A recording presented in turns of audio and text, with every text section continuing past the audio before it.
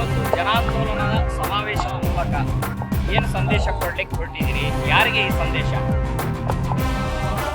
ಹಿಂದಿದೊಂದು ಹಾಡಿದೆ, ಯೂಟ್ಯೂಬ್ ಬೋಲೆ ಕವಾ ಕಾಟೆ ಕಾಲೆ ಕವೇ ಸೆಡರಿ ಅಂತ ಹೇಳಿ. ಈ ಬಿಜೆಪಿಯವರು ಪ್ರಪಂಚದ ಇಂಥ ದೊಡ್ಡ ಸುಳ್ಳು ಪಾರ್ಟಿ ಅಂತಂದ್ರೆ, ಯಾಕಂದ್ರೆ ಕಳೆದ 10 ವರ್ಷದಿಂದ ಪ್ರಧಾನಮಂತ್ರಿಯೇ ಸುಳ್ಳು ಹೇಳ್ತಾರೆ, ಪಾರ್ಲಿಮೆಂಟಲ್ಲಿ ಸುಳ್ಳು ಹೇಳ್ತಾರೆ, ಹೊರಗಡೆ ಸುಳ್ಳು ಹೇಳ್ತಾರೆ. ಇವ್ರಿಗೆ ಅಭ್ಯಾಸ ಇದೆ, ಸೈಟ್ ಇವರೇ ಕೊಟ್ಟು ಇವರೇ ಸೇನೆ ಹೇಳಕ್ಕೆ ದೊಡ್ಡ ವ್ಯವಸ್ಥೆಗೆ ಬಂದಿದ್ದೀವಿ ನಾವು. ಹಂಗಾಗಿ ಲಕ್ಷಾಂತರ ಜನಕ್ಕೆ ಇಲ್ಲಿ ಸೇರಿಸಿ ಇವತ್ತು ನಮ್ಮ ಮುಖ್ಯಮಂತ್ರಿಗಳು, ಯಾವ ಮುಖ್ಯಮಂತ್ರಿ ಕಳೆದ 40 ವರ್ಷದಿಂದ ಎಲ್ಲ ಶೋಷಿತ ವರ್ಗದ ಪರವಾಗಿ, ಹಿಂದುಳಿದ ಪರವಾಗಿ ಜನ ವಿಶೇಷವಾಗಿ ಅವರ ಪರವಾಗಿ ಹೋರಾಟ ಮಾಡಿ 60,000 ಕೋಟಿ ರೂಪಾಯಿ ಕರ್ನಾಟಕ ಬೊಕ್ಕಸಿನಿಂದ ಯಾವುದೇ ಒಬ್ಬ ಮುಖ್ಯಮಂತ್ರಿ ಭಾರತ ದೇಶದಲ್ಲಿ ಯಾವುದೇ ಒಂದು ಸರ್ಕಾರ, ಯಾವುದೇ ಒಂದು ರಾಜ್ಯ ಕೊಡ್ತಿದ್ರೆ ಅದು ನಮ್ಮ ಮುಖ್ಯಮಂತ್ರಿ, ನಮ್ಮ ಕರ್ನಾಟಕ ರಾಜ್ಯ, ನಮ್ಮ ಕಾಂಗ್ರೆಸ್ ಪಕ್ಷ ಅಂತ ಹೇಳಿಕೆ ಬಯಸ್ತೀವಿ. ಅದಕ್ಕೆ ಅವ್ರಿಗೆ ತಡ್ಕೊಳಕ್ ಆಗ್ತಾ ಇಲ್ಲ. GST ವಿಷಯ ಕೇಂದ್ರದಲ್ಲಿ ಹೋಗಿ ನಾವೇನು ಮೋದಿ ವಿರುದ್ಧ ಹೋರಾಟ ಮಾಡಿದ್ವಿ, ಮೋದಿ ಸಾಹೇಬ್ ವಿರುದ್ಧ ಹೋರಾಟ ಮಾಡಿದ್ವಿ. ಅದ್ರ ಜೊತೆಗೆ ನಾವೇನು ನಮಗೆ ಬರ ಪೀಡಿತೆಯನ್ನು ನಾವು ಸುಪ್ರೀಂ ಕೋರ್ಟ್ ಮುಖಾಂತರ ತಂದ್ವಿ, ಅದು ಅವರಿಗೆ ಅಸಹ್ಯ ಆಗಿದೆ. ಹಂಗಾಗಿ ಇವತ್ತು ಸಿದ್ದರಾಮಯ್ಯ ವಿರುದ್ಧವಾಗಿ ಏನೋ ಒಂದು ಮಾಡಬೇಕು ಅಂತ ಸಂಚು ಅಂತ ಹೇಳಿ ಇದು ಬಿಜೆಪಿ ಅವ್ರು ಮಾಡ್ತಕ್ಕಂಥ ಈ ಸಂದರ್ಭ ಕೇಳಿಕೆ. ಈಗ ಹಗರಣಗಳನ್ನ ನೂರಾರು ಹಗರಣಗಳಿದ್ದಾವೆ, ಅವರದ್ದು ಯಾವ್ದು ಒಪ್ಕೊಳ್ಳಕ್ಕೆ ಹೋಗೋದಿಲ್ಲ.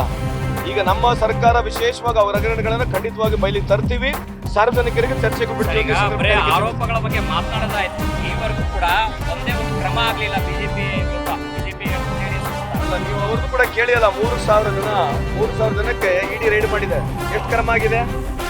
ಕೇಂದ್ರ ಸರ್ಕಾರದಲ್ಲಿ ಇಚ್ಛಾಶಕ್ತಿಯಾಗಿ CBIನ ಇಡಿನ ಉಪಯೋಗಿಸ್ಕೊಂಡು ಸರ್ಕಾರಗಳನ್ನ ಬದಲಾವಣೆ ಮಾಡ್ತಕ್ಕಂಥದ್ದು, ಸರ್ಕಾರನ ಕೆಡವತಕ್ಕಂಥದ್ದು, ಇವತ್ತು ಮುಖ್ಯಮಂತ್ರಿ ವಿಶೇಷವಾಗಿ ಈ ನೋಟಿಸ್ ಕೊಡ್ತಕ್ಕಂಥದ್ದು, ಪ್ರಿಲಿಮಿನರಿ ನೋಟಿಸ್ ಕೊಡ್ತಕ್ಕಂಥದ್ದು ಕಾನೂನು ಬಾಹಿರತಕ್ಕಂಥದ್ದು ತಮಗೆಲ್ಲ ಗೊತ್ತಿದೆ. ಇವತ್ತು ಗವರ್ನರ್ ಅವರೇ ಸಿಲುಕಿದ್ದಾರೆ. ಈಗ ಕುಮಾರಸ್ವಾಮಿ ವಿಷಯ ಒಂದು ಬಂದಿದೆ, ಅದಕ್ಕೆ ಅವರೇ ಉತ್ತರ ಕೊಡಬೇಕೀಗ. ಬಿಜೆಪಿ ಅವ್ರು ಏನು ಪಾದಯಾತ್ರೆ ಮಾಡ್ತಿದ್ದಾರೆ, ಮತ್ತೆ ಅದನ್ನು ಒತ್ತಡ ತರ್ತಾರೆ. ಈಗ ಬಿಜೆಪಿ ಅವರು ಏನು ಇವತ್ತು ಪಾದಯಾತ್ರೆ ಮಾಡ್ತಾ ಇದ್ದಾರೆ, ಅದ್ರ ಬಗ್ಗೆ ನೀವು ಒತ್ತಡ ತರ್ತಾರಾ? ಅದು ನೀವು ಅವ್ರನ್ನ ಪ್ರಶ್ನೆ ಕೇಳ್ಬೇಕಂತ ನಮ್ಮಲ್ಲಿ ಅಲ್ಲ. ಖಂಡಿತವಾಗಿ ನಮ್ಮ ಪಕ್ಷ, ನಮ್ಮ ಸರ್ಕಾರ ಏನು ನಿರ್ಣಯ ತಗೊಳ್ಳುತ್ತೆ ಅದಕ್ಕೆ ನಾವು ಬದ್ಧವಾಗಿರ್ತೇವೆ. ಆಮೇಲೆ ವಿಶೇಷವಾಗಿ ಸನ್ಮಾನ್ಯ ಮುಖ್ಯಮಂತ್ರಿಯವರ ಪರವಾಗಿ ಇಡೀ ಕರ್ನಾಟಕದ ಜನತೆ ಇದೆ, ಅಹಿಂದ ವರ್ಗದ ಲಕ್ಷಾಂತರ ಜನರು ಅವ್ರ ಪರವಾಗಿದ್ದೀವಿ ಅಂತ ಈ ಸಂದರ್ಭ ಕೇಳಿಕೆ ಬಯಸ್ತೇನೆ.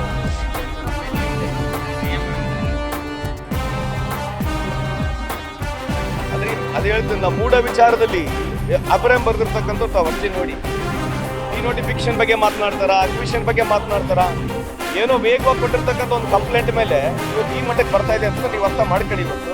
ಸೊ ಹಂಗಾಗಿ ಇದೆಲ್ಲೋ ಒಂದು ಗೊಂದಲಕ್ಕೆ ಬಿಜೆಪಿ ನಡೆಸಿದ್ದಾರೆ. ಆ ಗೊಂದಲನ ಬಗೆಹರಿಸಬೇಕು, ಸಾರ್ವಜನಿಕರು ನೇರವಾಗಿ ಅರ್ಥ ಆಗ್ಬೇಕೆಂಬ ಉದ್ದೇಶಕ್ಕಾಗಿ ನಾವು ಜನಾಂದೋಲನ ಮಾಡ್ತಾ ಇದ್ದೀವಿ ಅಂತ ಮುಖಾಂತರ ಹೇಳಿಕೆ ಬಯಸ್ತೇವೆ.